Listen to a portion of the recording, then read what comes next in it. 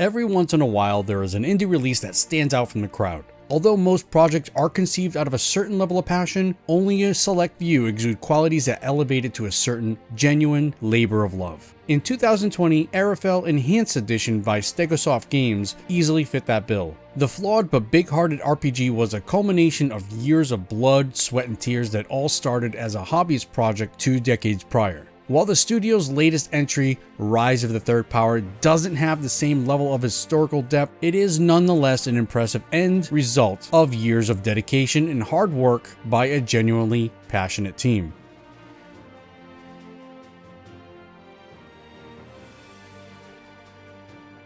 Rise of the Third Power is set in the 1930s European-inspired political landscape of Rin, revolving around 3 regions of power: Sarinthia, Arcadia, and Tariq. Rather than World War I, we have the Great War, which took place 15 years before the opening act of the game. While the war would ultimately lead to a time of peace, it was paid for by countless soldiers and citizens caught in its crossfire. All 3 powers sustained grievous wounds, but the snowy region of Arcadia bore the brunt of the blows, leading to its surrender and compliance.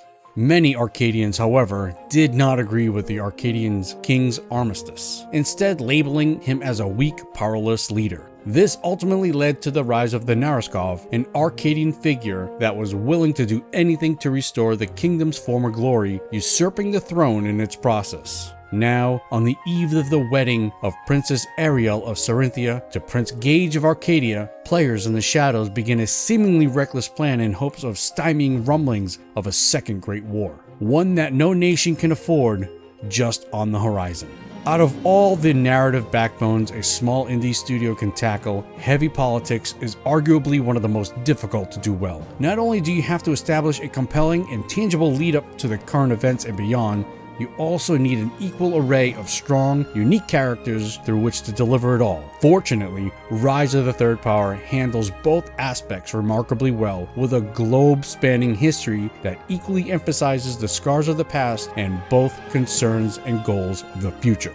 The game features a diverse cast with varying ethnicities and backgrounds, all of which have their moments to shine and develop in their own arcs, as well as contributing in a meaningful way to the overarching narrative. While Rise of the Third Power doesn't feature multiple endings, it does provide an overall satisfying resolution with a few unbound bits for which the player can draw their own conclusion. The game's one and only fault in terms of storytelling comes from a lack of bit of polish in the script. There are several spelling mistakes throughout that won't necessarily break immersion, but are still worth mentioning. Rise of the Third Power is a turn-based RPG spanning the world of Rin through the eyes of 8 distinct party members. While only 2 party members are available at first, the team quickly expands as the player uncovers the truth behind the supposed coming of the Second Great War. The player can control up to 3 party members at a time on the battlefield, with the eventual ability to swap in reserve party members up to 3 times per encounter. Combat overall is very synergistic, with strengths and weaknesses of individual party members truly coming to life with proper pairing and coordination. For example, Corinna excels in quickly dispatching foes in a single target fashion while providing some light crowd control through his sleeping powder. Rowan, on the other hand, has high health and shouts drunken pirate obscenities at opponents to force their attacks on himself. Moreover, powerful team attacks become available when certain characters are paired with one another, further playing into the idea of synergistic combat. Rise of the Third Power does not pull any punches when it comes to battles, specifically boss fights, which can often be a test of both patience and endurance. This is a form of perspective of a normal playthrough. There are 4 difficulties in total that should help cover hardcore and casual players alike. Rise of the Third Power handles character progression a little bit differently than the norm. For starters, characters do not level up independently, rather they all share a singular party level. Newly attained levels increase the party's health and mana, as well as rewarding the player with talent points. Each character has their own individual talent tree, and while each offers very strong, sometimes game-changing bonuses, the player must be mindful how they distribute the points across their roster. Party members must share and split a limited number of talent points received at each level, and there won't be enough to go around to everyone. While I'm on the mind that there should be some weight in decisions of any talent tree system, and that you shouldn't necessarily be able to fill up everyone's entire tree, the current design kinda goes against the game's encouragement to experiment and swap between multiple characters on the fly. That said, there is a way to reset individual talent trees, but the item is exceedingly rare in the early game, and by the end, the player will likely already have a comfortable party setup and not really need them. In the game's defense, it rarely throws a player in a situation where a potentially untalented party member has to do battle, but it does happen sometime, at the very end, for example. Another unique feature in Rise of the Third Power is its equipment system. Rather than arriving at new towns and decking the party out with progressively better equipment, players instead will leverage crafting to permanently equip new gear that provides better stat bonuses. Although some of the new gear comes with very powerful boosts, it feels a little bit too streamlined compared to a more traditional method of gearing. This only applies to weapons, however, as various accessories can freely be equipped that do provide some level of gearing customization. Lastly are relics, which are rare, and they are permanent party stat boosts that generally awarded through side quest completion.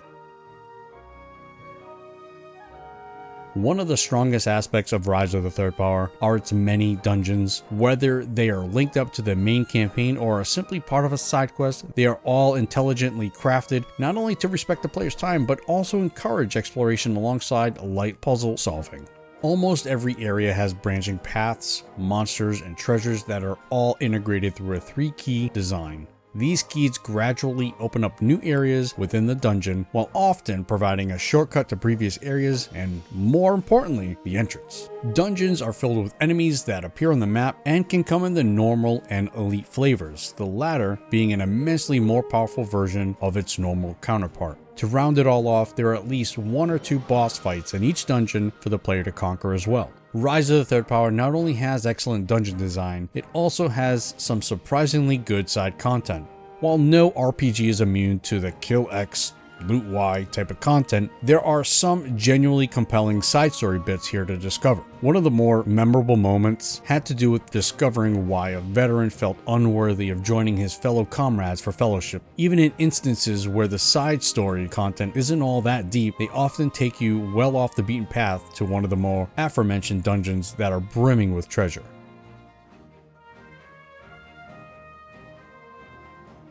The overall aesthetic of Rise of the Third Power can be described as the best and worst the game has to offer.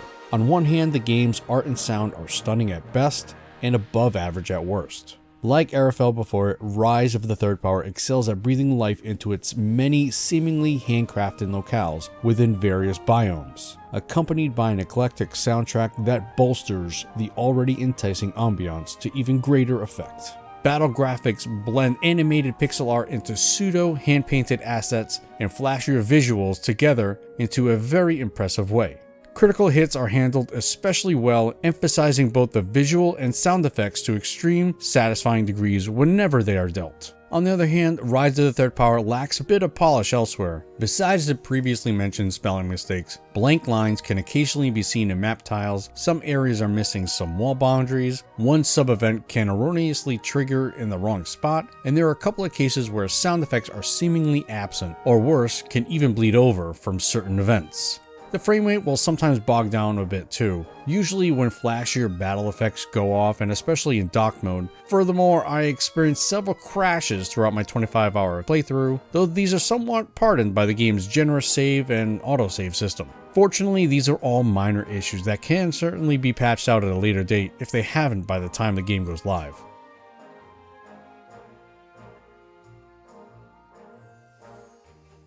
Like Arafel Enhanced Edition before it, Rise of the Third Power will undoubtedly be one of the best Switch RPGs of 2022. While there are some minor imperfections here and there, the overall package is still quite polished and impressive. Rise of the Third Power will easily provide a couple dozen hours of meaningful content for the player, with the potential of 30+ hours depending on how much side content is pursued. Simply put, it is an absolute must-have for all turn-based RPG fans.